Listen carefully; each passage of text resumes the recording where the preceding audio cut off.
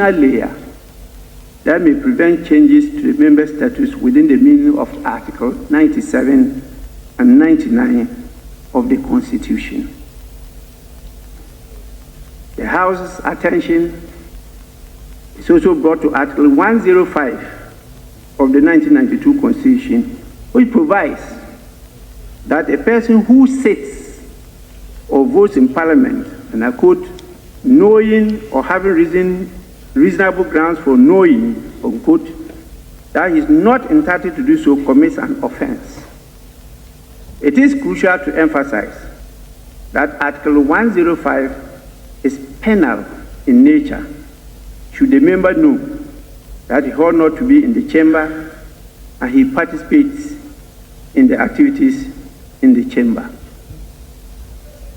Honorable members, it's therefore too premature to say that the Honorable Matthew Nyindam is disqualified from entering and participating in the proceedings of the House, because this period still falls within the 7 days mandatory stay of execution of the order.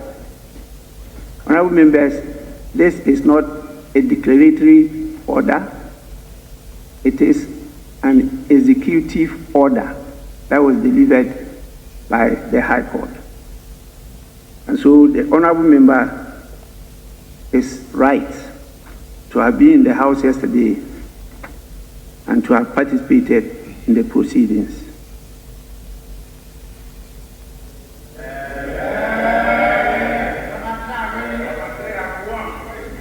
Honorable members, as I indicated, I had a second job to do, and that had to do with the ruling. The ruling is in respect of the complaint of contempt that was brought against the Minority Leader, Honorable Osahin Alexander Kwamina Afenyo Markin, member for Efutu and Minority Leader of the House.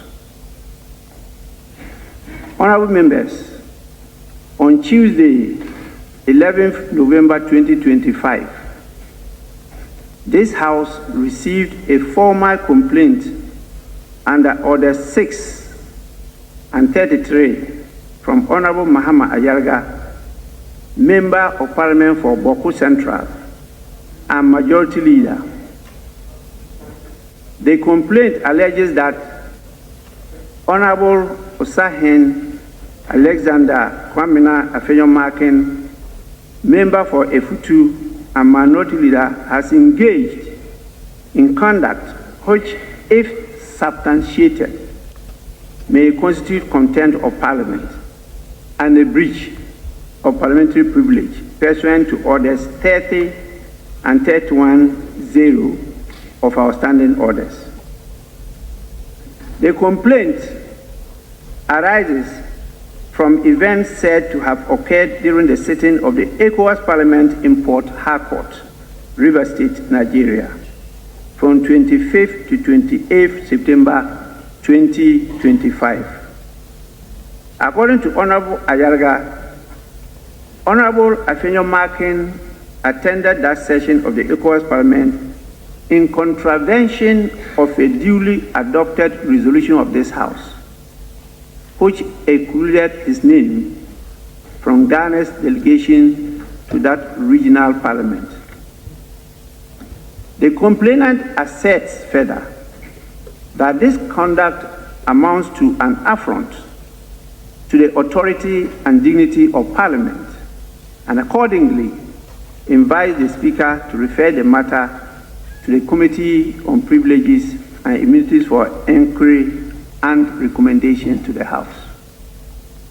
Honorable members, as I indicated at the close of the Majority Leader's submission that day, the standing orders prescribe the procedure to be followed when allegations of contempt or breach of privilege are raised. It falls to the Speaker in the first instance, to determine whether the facts disclosed in the complaint established a prima facie case warranting referral to the committee. Members recall that I deferred my ruling to the next day, and that was to be Wednesday, 12 November 2025. However, the pressures of business on the order paper made it impossible to deliver the ruling on that day. I am now in a position to do so. In considering this matter, I have reflected carefully on the facts alleged, the standing orders, and the relevant constitutional and statutory provisions governing 1, the authority of Parliament, 2, the binding force of parliamentary resolutions, and 3, the scope of Parliament's contempt jurisdiction. What is the nature and effect of a resolution of Parliament? Honourable members, a resolution of Parliament is a formal act through which the House expresses its collective will on a matter properly before it. Once adopted, a resolution becomes a binding decision of the House until it is rescinded, suspended, or varied in accordance with the standing orders of the House. A resolution, therefore, has continuing effect, and the Speaker, as the presiding authority, is bound to give effect to it. While the Speaker may clarify the scope or meaning of a resolution, he cannot amend, modify, or disregard it unilaterally. Honourable members, this principle reflects the doctrine of collective responsibility. When Parliament speaks through a resolution, that decision binds all members, irrespective of political affiliation, leadership status, or personal opinion. As Eskime reminds us, and I quote Eskime, the dignity of Parliament depends upon the observation of its rules, and the authority of Parliament depends upon their enforcement, unquote. This is the foundation upon which parliamentary collective responsibility rests. So what is the power and scope of Parliament's contempt jurisdiction?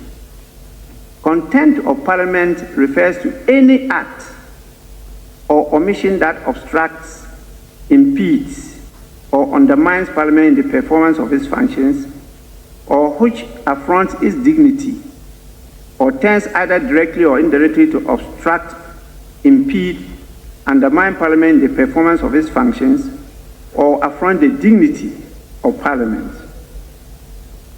Parliament's power to address contempt is inherent in its constitutional status as a coordinate arm of government and is expressly recognized under Article 122 of the Constitution, Order 30 of the Standing Orders, and Section 26 of the Parliament Act 1965, Act 300. Honourable members, the jurisdiction to sanction contempt is not limited to acts committed within the chamber. The relevant test is whether the conduct, wherever it occurs, has a direct or indirect tendency to obstruct, diminish, or bring Parliament into disrepute or ridicule. Parliament may therefore exercise its contempt jurisdiction over conduct occurring outside the presence of the House, where such conduct undermines the institution's authority or impairs its ability to give effect to its decisions. Honourable members, I note that the specific instances of contempt listed in the standing orders, such as disorderly behavior, deceit, or disobedience of an order issued by the presiding officer, do not expressly identify non-compliance with or disregard of a resolution as a distinct ground of contempt. A resolution, as earlier observed, is a decision of Parliament, not an order of the Speaker. There is therefore no express provision making its breach a stand-alone category of contempt.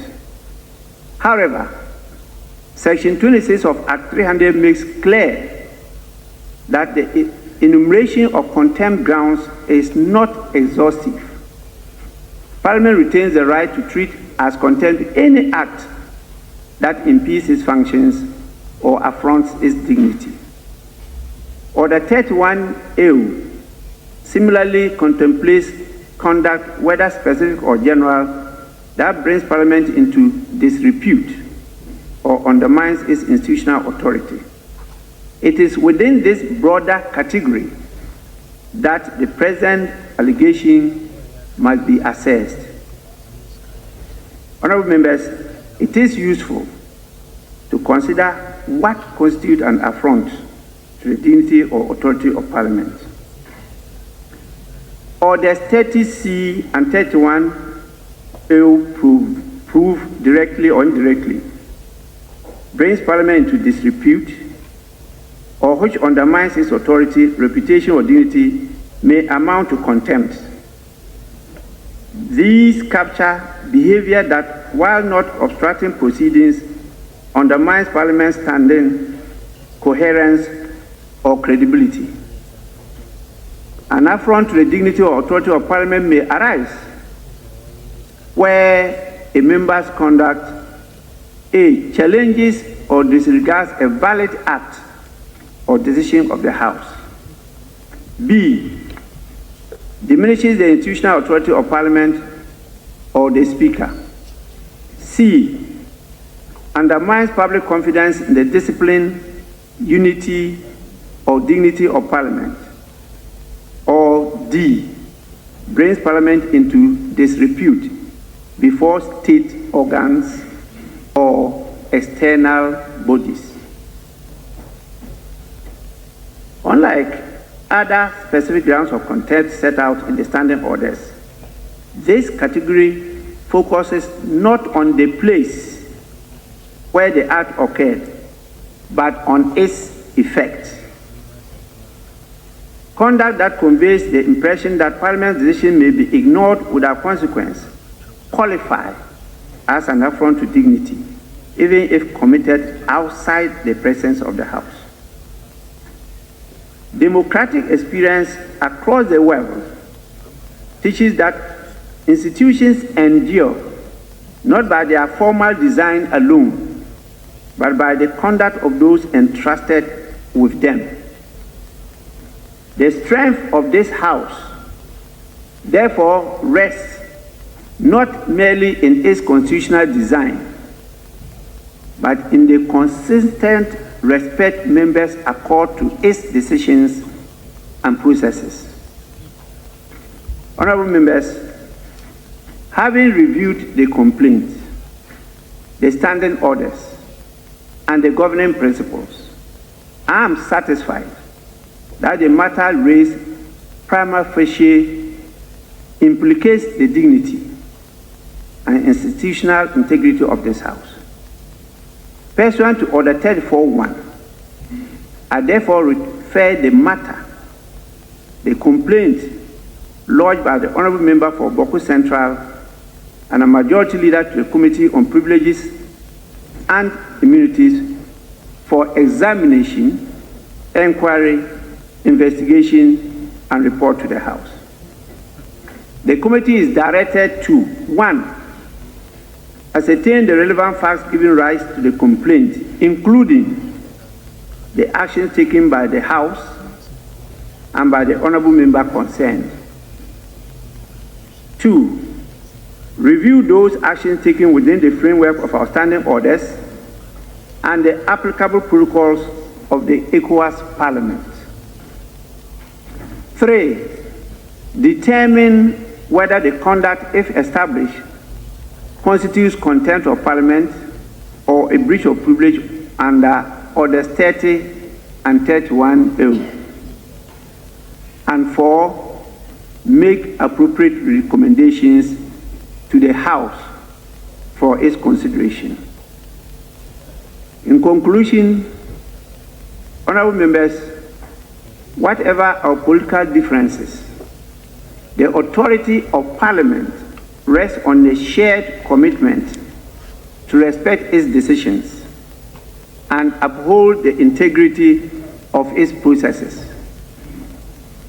Allegations that a member has disregarded a decision of this House must therefore be examined with fairness, constitutional fidelity, and a clear regard for the institutional independence of Parliament. I urge the committee to discharge its mandate with diligence, impartiality, and decorum, ensuring that all parties are given a fair hearing. Until the committee completes its inquiry and responds to the House, and reports to the House, I advise honorable members to refrain from public commentary on this matter in order to preserve the dignity and unity of this august House. I thank all of you for your attention, and I pray that discipline will prevail in this matter. Thank you so much.